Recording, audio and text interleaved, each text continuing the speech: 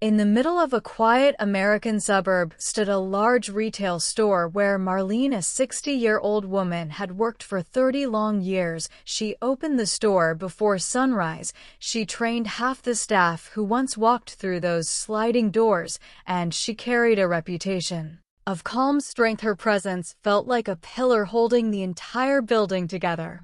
But everything began to shift on the day the company hired a young new manager named Chelsea, only 24, full of confidence and ideas. She believed she could flip the place upside down and make it better. She walked in with shiny heels, a tablet in her hand, and a smile that felt more like a warning. Marlene watched her quietly while stocking shelves. "Chelsea, palely meeting me, high keh steady high that the store needed fresh energy and the old ways were outdated." She never said it directly, but her eyes kept landing on Marlene as if everything old belonged to her. That morning, Chelsea announced new rules without understanding how the store truly functioned. She changed schedules, reduced breaks, started micromanaging every small task, and behaved as if she carried the weight of the entire company. Marlene kept working steadily, letting the young manager run around like a storm. She had seen waves like this before, waves that begin loud but crash quietly in the end. The next week, Chelsea became more controlling. She began timing how long employees spent on aisles. She questioned Marlene's stocking methods. She even tried to limit customer interaction routines that Marlene had perfected over decades. Every time Chelsea tried to assert dominance, Marlene simply nodded and continued doing the job with graceful precision. But the younger staff started whispering how Chelsea seemed threatened by the auntie who never made mistakes. One afternoon, Chelsea tried publicly correcting Marlene in front of a group of employees, claiming the shelf arrangement was inefficient even though it was exactly aligned with company standards. Marlene calmly rearranged it again without reacting, and that calmness irritated Chelsea more than any argument could. Later that evening, a regular customer asked Chelsea why Marlene was not on the front register because everyone preferred her. The question pricked Chelsea's ego like a needle. The tension grew day by day, and Chelsea began setting small traps to prove Marlene wrong. She changed stock lists without informing her, she reassigned duties randomly, and she reported minor issues to corporate, hoping to corner Marlene. But Auntie quietly took notes of every change, every inconsistency, every unfair decision, building a silent record. Chelsea had a bigger plan. She wanted to push Marlene into early retirement so she could rebuild the staff in her own image. She believed the store would run smoother without someone older questioning her impulsive decisions. She tried giving Marlene heavy tasks meant for younger workers, thinking she would slow down, but Marlene completed them with ease, reminding everyone she was stronger than she looked. She tried putting her on late-night shifts, but customers complained when she was not there in the mornings. She even scheduled 2 new inexperienced workers in her place, hoping productivity would drop, but the store slowed down instead. Corporate noticed it, but Chelsea blamed the staff, not herself. One Friday, Chelsea tried confronting Marlene directly, telling her maybe it was time she stepped back and let younger energy take lead. Marlene simply looked at her with soft, powerful eyes, the kind that carried years of storms and victories, and said she would continue doing her job exactly as the store required. It was the first time Chelsea felt her confidence crack. The turning point arrived when the regional director unexpectedly decided to visit the store. This was the moment Chelsea had been preparing for. She planned to showcase new systems she implemented, but she hid the fact that most of them were failing silently.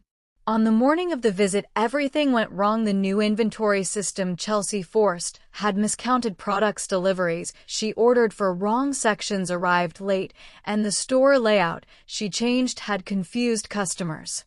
Chaos filled the aisles. Employees rushed around trying to fix the mess. In the middle of all this, Marlene stepped forward quietly. She reorganized shelves with lightning precision. She guided lost customers. She reassigned staff calmly. And for the first time, Chelsea realized the entire store still moved according to Marlene's rhythm. When the regional director arrived, he immediately noticed the difference. He praised the sections handled by Marlene. He complimented her customer interaction. He even remembered her from years ago, calling her the backbone of the store. Chelsea tried taking credit, but her new systems had already exposed her. After the visit, corporate emailed a report stating that Marlene's sections were the highest performing, while the changes Chelsea forced were inefficient and confusing. Chelsea panicked. She called a meeting trying to regain control, but the staff no longer listened intently. They had seen who truly kept the store running. During the meeting, Chelsea accused Marlene of resisting new ideas, but before she could finish, the assistant manager stepped in, saying Marlene had been the one fixing Chelsea's mistakes. All week, others added examples, and one by one the room shifted. Marlene stood silent through all of it, and when Chelsea looked at her helplessly, Marlene finally spoke. She explained the history of the store, how every rule existed for a reason, how every routine was built from experience, and how leadership meant listening, not controlling. There was no anger in her voice, only clarity and strength, the kind that could not be taught in management school. Chelsea had no words left. Corporate reviewed everything and made a decision. Chelsea would remain, but under close supervision, and she had to attend leadership training. Meanwhile, Marlene was officially made senior staff mentor, a position that allowed her to guide the entire team. The young manager now approached her with respect, not fear, and Marlene accepted her growth because she believed every storm eventually calms when guided right. The store returned to harmony. Customers smiled again, employees worked smoothly, and even Chelsea learned how leadership truly functioned. In the end, Auntie flipped the entire situation, not with shouting, not with revenge, but with quiet power, patience, and the kind of wisdom only 30 years of experience can build. She became the soul of the store once again, stronger, more respected, and unshakably confident. The next morning, the store opened with a different kind of energy. The staff walked in quietly, but every eye was watching how Marlene and Chelsea would stand in the same space after everything that had happened. Marlene arrived early, as always, unlocking the employee entrance, turning on the lights, and starting her usual walk through the aisles. She checked every shelf, every misplaced tag, every cart out of place, her routine smooth as flowing water. Chelsea walked in later than usual, her steps slow, as if she feared how people would look at her. The confidence she once carried like armor had softened into something uncertain. She approached the front counter, where Marlene was adjusting promotional signs. For a moment, both women stood there, the air thick with unspoken thoughts. Employees peeked from behind shelves, waiting for another clash. But Marlene simply handed Chelsea the updated morning report she had prepared, because running the store was more important than bruised egos. Chelsea thanked her quietly, and everyone felt a shift, something calmer, something more grounded. But the day was not going to stay peaceful for long, because a corporate audit alert unexpectedly arrived on the system, the kind that checked deeper records, schedules, training logs, and performance reports. Chelsea stiffened. She knew most of those areas had changed under her orders, and many had gone wrong. Marlene watched silently, understanding exactly what this meant. The audit team arrived midday, 3 people in suits armed with tablets, and the kind of questions that never left any detail unnoticed. They walked through the aisles unnoticed by customers, but employees felt the pressure building like heat trapped under glass. Chelsea tried leading the audit, but she stumbled over data inconsistencies, schedules that did not match requirements, and inaccurate training records she had ignored. The auditors took notes and asked more questions. Then one of them requested to speak with the longest-serving employee, and every head turned toward Marlene. She stepped forward with calm, steady presence, and the auditors immediately recognized her from previous years. They asked her about store systems, history, customer behavior, product flow, and staffing patterns, and she answered with clarity built from decades of living those routines, not memorizing them. The store practically breathed easier when she spoke. The auditors began comparing areas managed under Marlene to the ones changed under Chelsea, and the difference became painfully clear. Chelsea's throat tightened while watching the numbers unfold. But Marlene never tried to embarrass her. She simply stated facts, never blaming, never pointing, only explaining how each element truly worked. That grace confused Chelsea more than any criticism would have. After the audit, the assistant manager pulled Marlene aside, whispering that corporate might replace Chelsea entirely because the report looked severe, but Marlene disagreed. She believed people, especially young ones, deserved the chance to learn even if the lessons were heavy. Later that evening, Chelsea asked Marlene if they could talk privately, something she had never done before. They sat in the break room, the hum of refrigerators filling the silence. Chelsea admitted she thought leadership meant making bold changes and showing instant results. She thought older employees would resist her anyway, so she never asked for guidance. She confessed she saw Marlene as competition, not support. Marlene listened, her face soft with patience, and then she spoke in the gentle, firm tone of someone who had mentored countless workers. She explained that leadership was not about control, but connection, not about forcing change, but earning trust one step at a time. Chelsea felt tears build up, but blinked them away, embarrassed. Marlene placed a hand on her shoulder, reminding her that mistakes only become failures if someone refuses to learn from them. For the first time, the young manager felt like she had a real mentor, not an opponent. The next few weeks became a new chapter. Chelsea asked Marlene for advice regularly, listening carefully and applying each suggestion. She learned how to distribute tasks based on strengths, how to read customer rhythms, how to notice small issues before they grew into chaos. The staff slowly began respecting her, not because of her title, but because she finally respected them. One afternoon during a busy weekend rush, the store faced a sudden system failure. Registers stalled, price scanners froze, customers stood confused and irritated. Chelsea panicked for a moment, but then remembered what Marlene had taught her. She called out instructions with clarity, guided the staff, assigned manual price checks, and reassured customers. She even stepped onto the floor herself, assisting people directly. Marlene watched from across the aisle, a proud smile forming, because this was the moment she had hoped for. After the rush ended, the staff applauded Chelsea, not because she demanded it, but because she earned it. Chelsea turned to Marlene in the middle of the applause and nodded in gratitude. The story had flipped again, but this time in the right direction. Corporate later sent the audit results. Surprisingly, they did not remove Chelsea. Instead, they praised the improvement after the visit and highlighted Marlene's mentorship as a major reason for recovery. They officially offered her the title of Store Operations Advisor, a flexible role that gave her authority to guide all departments without carrying the burden of management tasks. It was the perfect balance: responsibility with freedom, respect without pressure. Chelsea approached her privately and said she wanted Marlene to help her restructure the entire training system for new employees. She admitted she wanted to rebuild the store culture based on the wisdom Marlene had protected for decades. Together, they created new onboarding steps, new aisle management routines, new customer service patterns, each one blending new energy with old strength.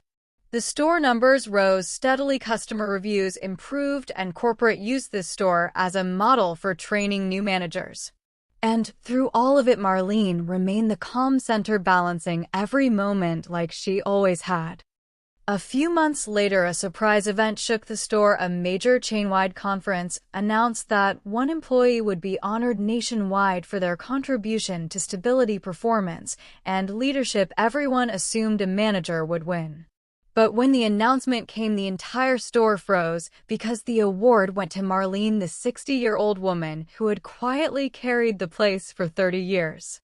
The store erupted in cheers. Employees hugged her, customers clapped, even Chelsea cried openly, because she knew she would never be the leader she was becoming without Marlene. When Marlene walked on stage at the conference, she spoke without notes, her voice steady, telling everyone that experience is not a limitation, age is not a weakness, and wisdom is not old-fashioned, it is timeless. Her words echoed through the hall, lifting everyone like a rising wave. She returned to the store that evening and found a banner hung by the staff reading, "You're the heart of this place." And for the first time in many years, she let herself feel how deeply she mattered. After the conference, the store entered a new era slowly, but surely everyone understood that the foundation of their success rested on the balance between youthful energy and seasoned experience, and no combination represented this better than Chelsea and Marlene working side by side. Customers began noticing the change too. They felt the warmth, the order, the confidence. As soon as they stepped through the automatic glass doors, many came just to talk to Marlene, sharing life updates, stories, or simple greetings.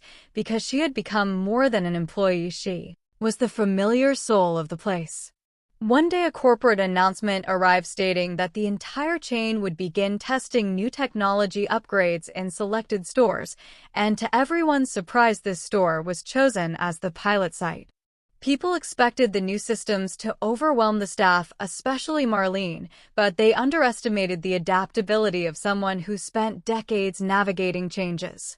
Chelsea worried that Marlene would feel uncomfortable with digital screens and advanced scanning devices, but during the first training session, Marlene absorbed the whole system with calm confidence. She tapped the screens, she tested the scanners, she learned every menu and every shortcut faster than half the younger staff. Everyone stood amazed because Auntie never let age become a limit. A few days later, while testing the new checkout screens, a technical glitch created a huge double billing error. The system charged customers twice on certain items, and tensions started rising at the registers. Chelsea was ready to call the tech team when Marlene stepped in. She asked for the device, opened the service menu, and corrected the price mapping manually, something even the technician had struggled with the previous week. Customers stared, impressed employees rushed around her like a small rescue team, and within minutes the line that had been growing across the entrance began moving smoothly again. The assistant manager whispered that Marlene was practically the unofficial tech hero of the store, and everyone smiled because the truth was undeniable. But success always attracts challenges, and a new one was about to rise soon. A different nearby store had recently received a new manager named Vanessa, a young aggressive leader who believed competition meant stepping on others. She heard about the rising performance of Marlene's store and decided she would overtake them at any cost. She started sending her employees to secretly visit their aisles, observing how the shelves were arranged and returning with reports. She tried copying their training style and running promotions on the same days. Chelsea noticed something strange, but could not piece it together yet, while Marlene sensed the air changing like a quiet warning before a storm. Vanessa decided to escalate things further. She emailed corporate claiming that Marlene's store was inflating numbers artificially and using unfair tactics to gain customer traffic. She fabricated details, hoping to bring them under investigation. Corporate did not fully believe her, but they scheduled a surprise cross-store comparison, which meant Vanessa and her assistant would visit and evaluate operations in person. On the morning of the visit, Vanessa walked in with her polished posture, a smirk that looked glued to her face, and eyes scanning everything like a hawk ready to strike. She greeted Chelsea with a forced smile, but ignored Marlene entirely as if she was invisible. That was her first mistake. Vanessa began criticizing random things, pointing at small imaginary flaws and loudly asking why everything looked old-fashioned. She tried provoking tension among employees, asking who really ran things here. But as she moved around, she slowly realized that everything she saw was flawless. The stock perfectly rotated, the tags aligned, the aisles in ideal flow, and customer satisfaction at its peak. Every answer, every system, every detail pointed back to Marlene's guidance. Vanessa grew bitter, her pride prickling like nettles. She tried cornering Marlene, asking her to explain complex data formats, hoping she would stumble, but Marlene explained everything with clarity that left Vanessa speechless. Her plan began to crumble right before her eyes. When Vanessa returned to her store, she devised a final attempt to sabotage them. She spread a rumor among corporate circles claiming Marlene was planning to retire soon and that the store's stability was only temporary. She hoped corporate would shift focus away from them and toward her store. But the rumor backfired. Corporate decided to speak directly with Marlene, asking her about her supposed retirement. She denied it calmly and asked where the information came from. Corporate traced it back to Vanessa.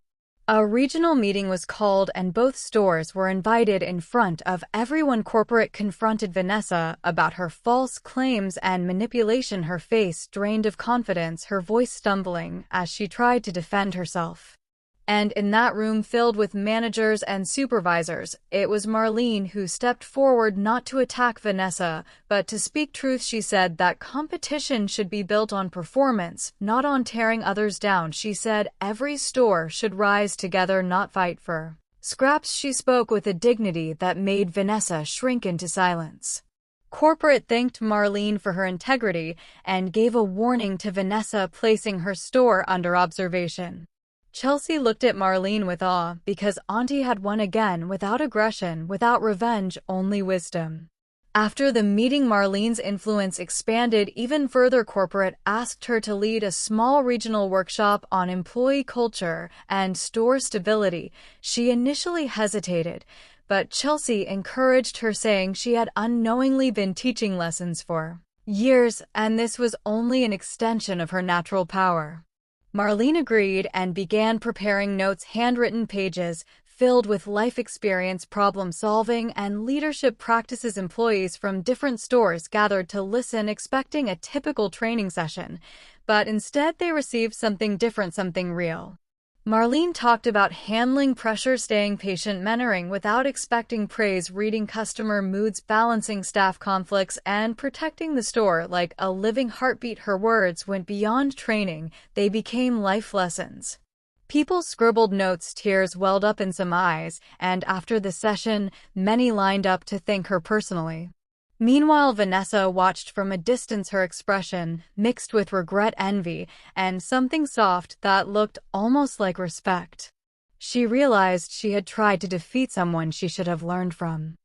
Weeks passed, and the store continued to shine brighter than ever, but with success came more responsibility, and corporate decided to test the store with a high-pressure challenge. They announced a region-wide customer satisfaction race. The winner would receive major funding for upgrades, bonuses for staff, and recognition across the company.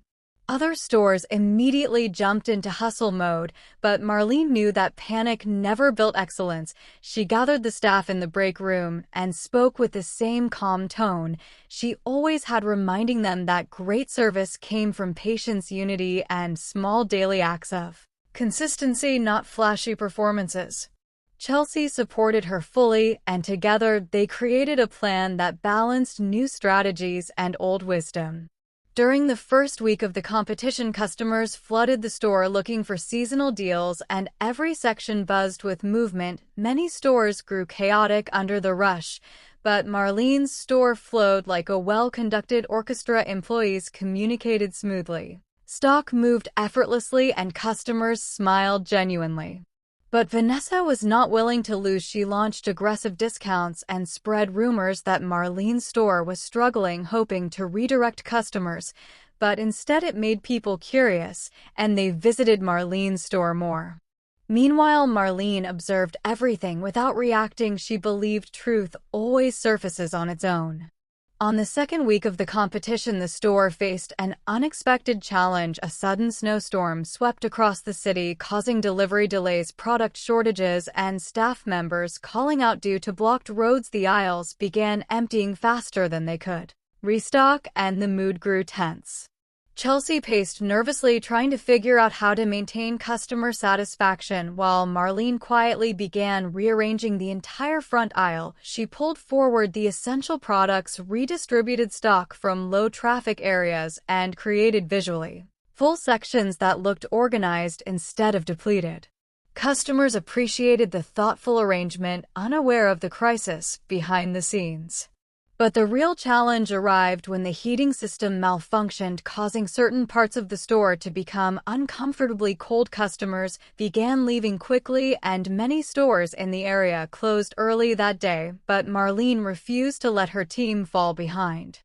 She directed staff to move warm portable lamps from storage into the cold zones. She guided customers to warmer areas and offered free hot cider samples from the seasonal counter, giving the store a cozy, welcoming feeling despite the weather. Customers stayed longer, and the satisfaction numbers unexpectedly rose even in the storm. Chelsea looked at Marlene in awe, whispering that she had turned disaster into comfort, with nothing more than calm thinking and decades of instinct.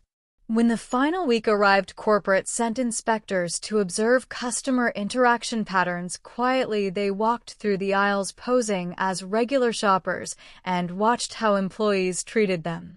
At one point, an inspector pretended to be confused about store layout on purpose, and Marlene noticed from across the aisle. She approached him with her gentle, confident aura, guiding him to the right section, and even offering product suggestions based on his needs.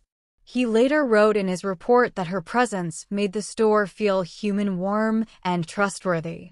Meanwhile, Vanessa's store struggled under pressure. Her aggressive tactics frustrated customers. Her staff felt overwhelmed, and her constant need to compete drained the team. She watched the scoreboard daily, her confidence shrinking each time she saw Marlene's store rising higher. She knew she was losing, not because she lacked effort, but because she lacked heart. On the final day of the competition, a massive rush hit the store, the kind that usually breaks systems. Registers beeped nonstop, carts filled every aisle, and lines stretched almost to the entrance. Everyone ran from section to section, trying to keep up. For the first time in years, Marlene felt the weight of exhaustion settling in her legs, but she refused to slow down. She moved shelf to shelf, helping customers, calming staff, correcting issues with quick, graceful motions, her presence grounding the whole building in the middle of chaos.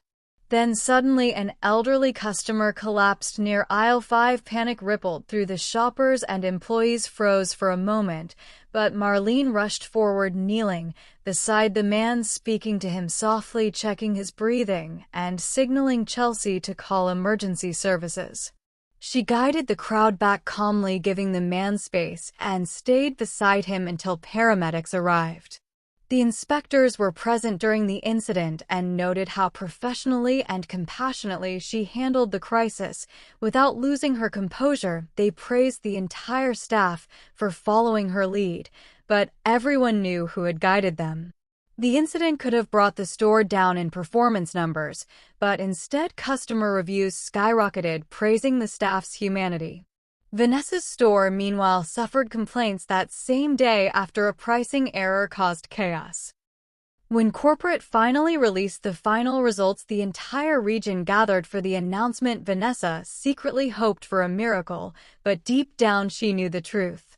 The winner of the region-wide customer satisfaction competition was Marlene's store. The room erupted in cheers, employees clapped, tears filled Chelsea's eyes, and even some rival managers smiled sincerely because everyone knew they had witnessed something extraordinary. Corporate presented a special award to Marlene, personally recognizing her as the soul of the store, the anchor of stability, and the heart of customer trust. They announced she would be part of a new regional advisory board, a role created specifically because of her influence. Vanessa approached her afterward, this time without arrogance. She apologized for everything, the rumors, the sabotage, the competition. She said she now understood that leadership without humility always breaks. Marlene accepted the apology, kindly reminding her that growth always starts when ego ends. A few months after the competition victory, the store had settled into a new rhythm, a rhythm that blended old wisdom with new strategy, a rhythm that carried Marlene at its center like a heartbeat, steady, calm, unshakable. Customers no longer came only to shop. They came because the place felt like home, and every corner held the quiet presence of the woman who had given it her life, the woman who guided every shift, every storm, every struggle without ever asking for praise. One soft spring morning, corporate announced a surprise visit, not an inspection, not a conference, but something more personal. The regional leadership arrived with flowers and a sealed envelope requesting the entire staff to gather at the front of the store. Marlene stood with them, confused but calm, and when the envelope was opened, the announcement felt like warm sunlight after years of rain.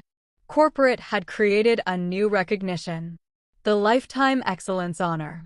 An award given only once to a person whose dedication, service, and wisdom shaped the identity of an entire region.